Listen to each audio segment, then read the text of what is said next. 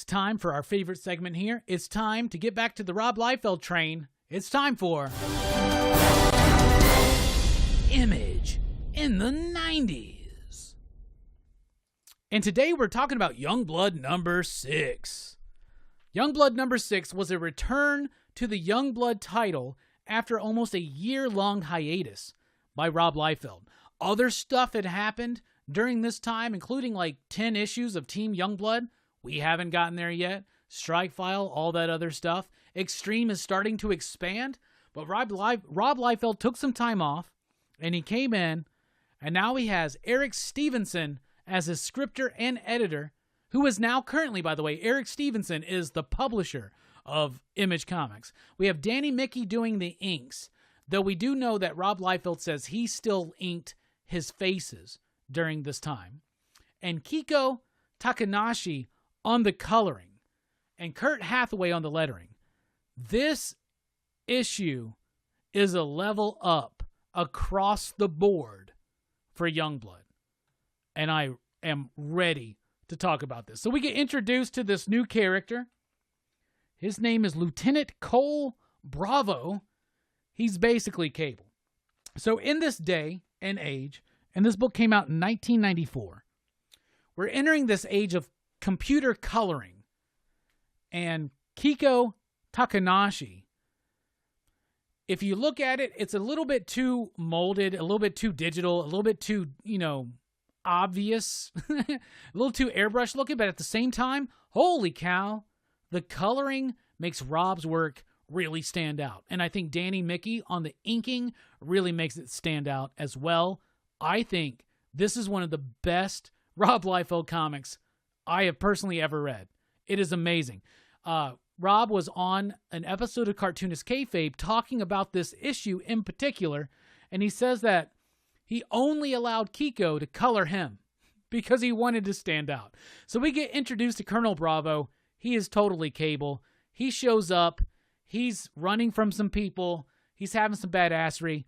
I just want to point this out. My buddy, Kevin Stokes, comic book artist, pointed this out. If you look at the right arm of Bravo here, he's got this like belt of bullets around there. I don't know that word, O-U-G, for what that's called. Will you let me know? But on this next page, it's just not there, which is a bit awkward, but whatever. But he's running from someone. He's trying to get somewhere, and the coloring is amazing because everybody was doing this coloring at the time, this digital coloring, but Kiko knew how to do it with like flair and panache and pop and circumstance, even pomp and circumstance, one could say. But I love it. But he is seeking this young boy to find and let him know, I hope you believe me when I tell you what's to come or something. I get the idea that obviously this dude is Cable, and I get the idea that this dude is him younger. I don't know. I've not read the next 4 issues of Youngblood, but we're getting there. Then we cut to Die Hard, and he's there with the Youngblood team. Once again, coloring is amazing. And Rob Liefeld does some Rob Liefeld things here, but also some things that look really cool. So we got, what's her name? Is it Vogue? And we got Dutch here. First time Dutch is in an actual Youngblood proper comic. And we've got Combat. They're on some mission to go do something. I have no idea. But holy cow, I love the artwork on these pages. I love the coloring. The yellows, those purples, the cool blues behind them, the way that pops, it really freaking works. And then everybody likes to talk about the Captain America pose of the big-chested Captain America. This predates that. Look at that Die Hard. But I think it gives a sense of power and dynamism, and I, once again, love the coloring, the pink behind him. Like, holy cow, it looks like an episode of Rockin Robbie Live. So he's talking to them about going on some kind of mission, and then we cut to Bad Rock. I believe this is the first Youngblood comic where they call him Bad Rock and not Bedrock. But he's basically on the David Letterman show, and he's talking about how he's the most popular character of Youngblood. Everybody loves him. He's got all these toys and everything. He's running with the jokes. He's making jokes. And then this chick in the audience pops up, and she is like apparently a one-night stand from this David Letterman character, and she's trying to just show up to the show and kill his ass.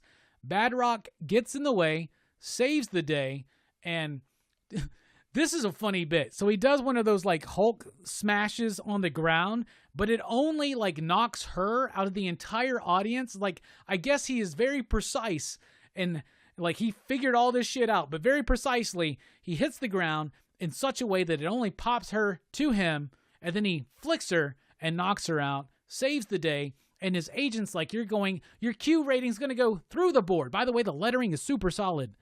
Straight up. But then we cut to the White House. And in the White House, Shaft is being told by this dude, I cannot remember his name for the life of me, but he's being told that the president wants a new Youngblood. Shaft is not happy about that, but this dude's like, yo, this is just the way it's going to be. And he introduces him to the new Youngblood of tomorrow. We get introduced to this dude from Melbourne, Australia. What is his name? Now I got to look at my copy. It's Knight Saber. That's weird. He's kind of like a Gambit type. Then we have Bartholomew J. Troll. That's the little tiny guy. And then a robotic version of Die Hard with all of Die Hard's memories kind of like thrown in. Shaft's not down for this. And he's like, he doesn't want to work with these dudes. He doesn't want to start this new Youngblood team or anything like that. But then something happens and they get called to a mission. Once again, look at the coloring here. It's really good. It makes Rob's work pop out. Danny Mickey is doing a great job of inking Rob Liefeld. And Rob says that he did the faces himself. I mean, we'll see how true that is. I guess probably never, but we'll see. But anyway, these people are attacking the White House.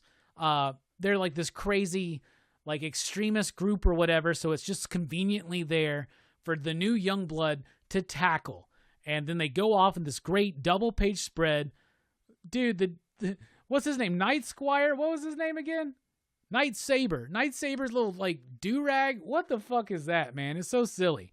But then Troll just goes in. He's basically like Puck, wearing this, like, Ben Grimm helmet thing going on. But I really liked it. This was a very powerful action scene. I thought it played out really well.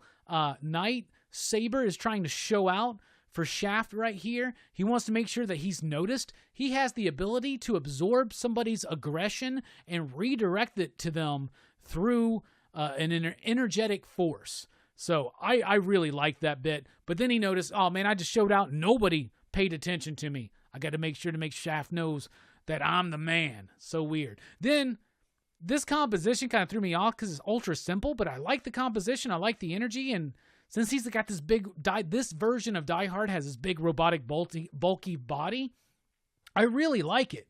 Mostly because of that coloring, man. It's like, it's got so many of those effects that we've come to hate from comic book digital coloring of this age, but was it Kiko? Kiko knows how to do it. It works really well, and Rob Liefeld at this time knew how to pay people who did what they did really well, only for his work to make it pop.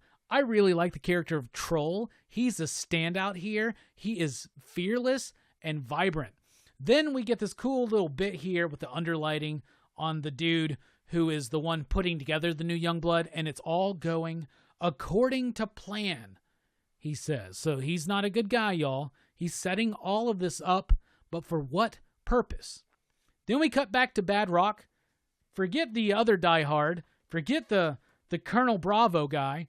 We're not going to get back to that, but we're going to get back to Bad Rock because when his agent is trying to find news of him saving the David Letterman character, he finds out that there's a new favorite character for a Youngblood, and it's Troll. And they do a great job here with selling that.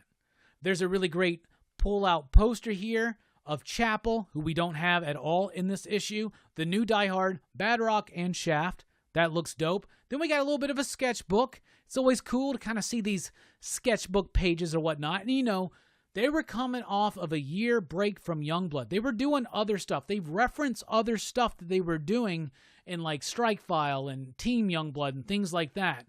And then we get to the end, and this is the best part of this entire issue. It's so adorable. This is Rob Liefeld writing a little love letter to Joy Beth Creel at the time, who was his girlfriend, and he proposes to her in the pages of Youngblood number 6, and that's how the issue ends. And just so you know, spoilers, they did get married. They have a plethora of children. And if you follow Rob, Rob's doing pretty good for himself. He's had a pretty good life. And I'll just say this. Youngblood number 6 was the best issue I have read of Youngblood yet. I'm going to give it a very enthusiastic 4 you digs. There's the copy I got. Bruh, let me tell you something. The artwork pops. The artwork pops because you got that Rob Liefeld idea of layouts and action, but you got Danny Mickey on the inking. Still Rob saying that he does the faces, but Kiko Takanashi is the star of this book. The choices of the colors, unlike any other Image comic book from this era, the way they pop from the backgrounds, holy crap, it's amazing. Look, Rob Liefeld's going to be appearing at Jim Hanley's universe. Rob Liefeld hasn't aged very much. Just going to say that. Love the coloring in this book. Love some of the setup. I really enjoyed this. I thought it was really cool. You can tell that there's a refocus from Rob Liefeld on here. You definitely can. But you still got that classic Liefeld isms, but it feels a bit cleaner. The coloring is absolutely phenomenal, especially for its day. The inking is top-notch. The lettering is really good for like this era of digital lettering. There's some really great, strong things here. The action sells, and Eric Stevenson is not writing the most involved or deep story here, but he's actually doing a great job of kind of adding some new elements, balancing some things, and adding some threads of subplots, which Youngblood didn't really have beforehand. It was very clunky structurally as far as the writing went. But this one captures the energy, captures that extreme vibe, and tells a pretty solid story. So once again, a very enthusiastic 4 you digs for Youngblood number 6. And this has been Image in the 90s.